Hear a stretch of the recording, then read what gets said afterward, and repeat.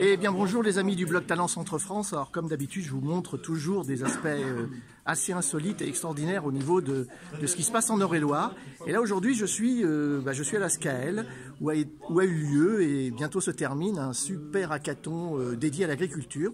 Et je voudrais eh bien que un des principaux animateurs, mentors de cet événement nous raconte un petit peu ce qui s'est passé. Alors présentez-vous déjà, qui êtes-vous? Bonjour, je m'appelle Didier Talman, j'ai plusieurs métiers et l'un de mes métiers en dehors du conseil au développement commercial, c'est d'accompagner des startups, des projets, des gens qui ont envie de démarrer quelque chose. Donc, alors qu'est-ce qui s'est passé ici? Donc naturellement, ici on est au début de quelque chose. On est au début où on a rencontré les équipes de la SCAEL, on a rencontré les jeunes agriculteurs d'Eure-et-Loir, et chacun d'entre eux avait sélectionné un projet, une problématique qu'ils avaient envie de traiter. Cette problématique, on les a données à travailler à des groupes d'étudiants, des gens qui sont en train de travailler soit un apprentissage d'informatique, soit l'apprentissage du design, et on leur a demandé de réfléchir et de trouver des solutions. Et c'est ça l'objectif de ce hackathon. Alors ça a duré combien de temps? Ça a commencé quand? Ça a commencé hier à 9h, ouais. Ça se termine aujourd'hui à midi. Alors qu'est-ce qu'ils ont après à faire? Et aussi, j'ai oublié de préciser, ils ont bossé toute la nuit. Ah voilà, j'ai entendu que certains avaient des petits yeux ce matin. Il y a des petits yeux.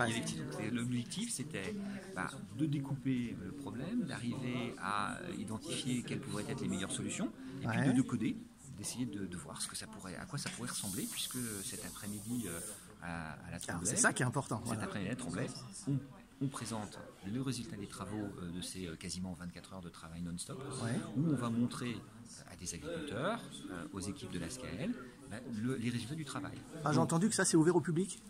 Ce sera ouvert, a priori, je crois que c'est ouvert. J'ai entendu qu'on peut venir écouter les pitchs et voir un peu tous ces jeunes qui ont travaillé sur le problématique. Exactement. Donc on a 4 sujets, des sujets qui étaient plutôt centrés autour d'aider à la communication, parce que c'est un peu ça l'idée, ou d'apporter une réponse à un problème technique.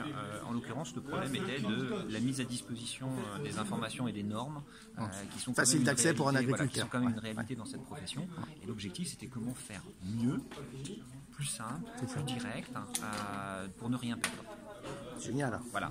Et l'autre idée, c'était la SCAEL dans sa relation avec ses adhérents, a beaucoup d'informations, beaucoup de choses à dire, et tout le monde a beaucoup de choses à dire des deux côtés. Et comment on peut faire pour que ça fonctionne mieux? Et donc d'où l'idée, ce qu'on va schématiser par un portail de façon à ce que Alors il passe devant un jury? Il passe devant un jury. Il gagne quelque chose? Il y a des gains, il y a selon des gains offerts par la SCAEL, des gains offerts par le village Baïséa et les Champs du Possible qui co-organisent cet événement. D'accord. Et puis, s'il y en a qui ont envie d'aller plus loin, de transformer l'idée en entreprise, eh bien, on les retrouvera dans l'incubateur de Châteaudun pour qu'ils puissent continuer à construire leur projet. Merci. Merci à vous. Et puis je vous passerai des photos de tout ça. Suivez sur le blog Talent Centre France. D'accord, merci, à la prochaine. Merci, à bientôt.